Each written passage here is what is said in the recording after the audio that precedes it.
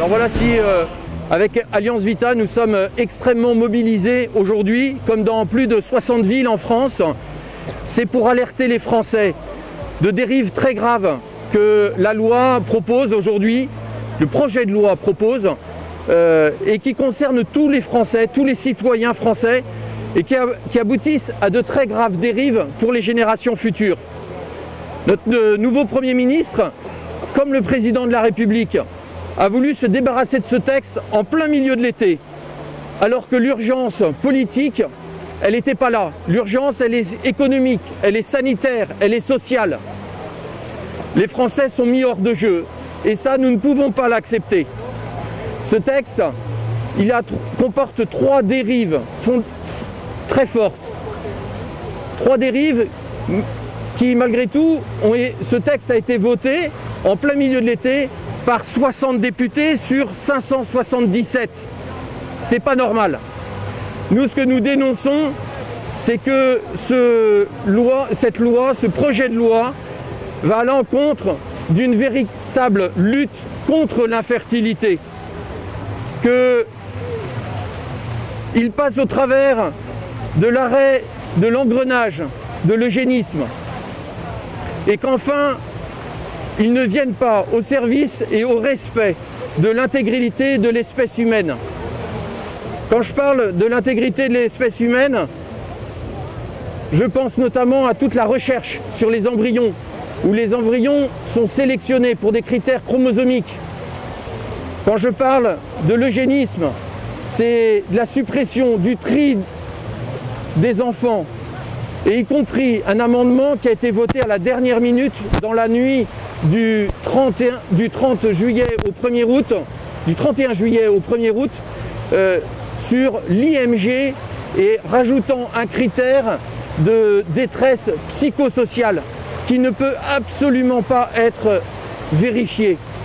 Nous, ce que nous disons au sein d'Alliance Vita, pour lequel nous avons un centre d'écoute où nous écoutons et nous recevons énormément de femmes, c'est que ces femmes, elles doivent être écoutées avant tout et que l'IVG ne doit pas être la solution qui leur est imposée. L'IMG est une mauvaise réponse à une bonne question.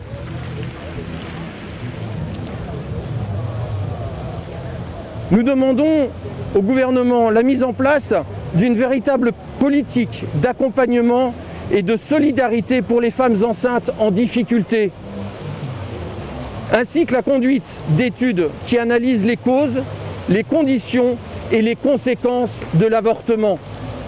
Avec ce projet de loi, ce qui restait des protections de l'être humain est gravement mis en souffrance. Nous appelons les sénateurs à revoir et modifier en profondeur ce texte pour les générations futures.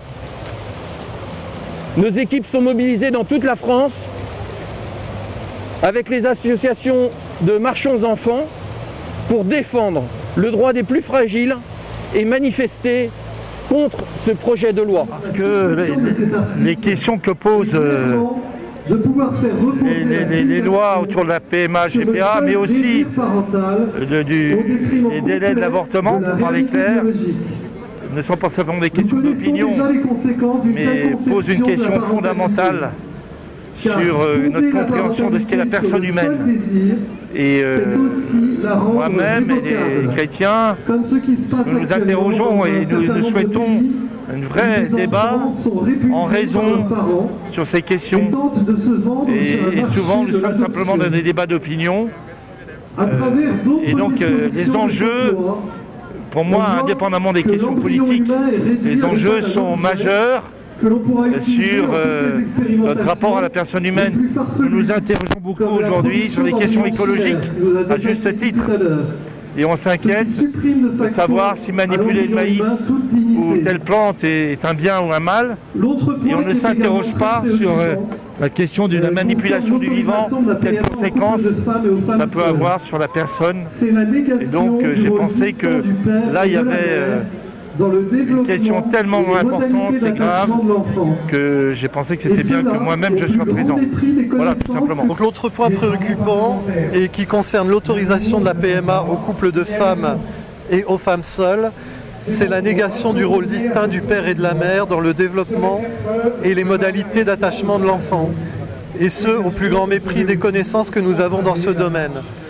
Des études notamment montrent sur l'attachement, montrent la qualité différenciée de l'attachement au père et à la mère, avec un rôle particulier du père sur la socialisation. On retrouve aussi des études qui montrent les effets de la présence au domicile du père biologique sur l'âge pubertaire des filles. Cette négation va dans le sens d'un effacement à la fois symbolique et réel du rôle du père dans la société que nous connaissons depuis plusieurs dizaines d'années.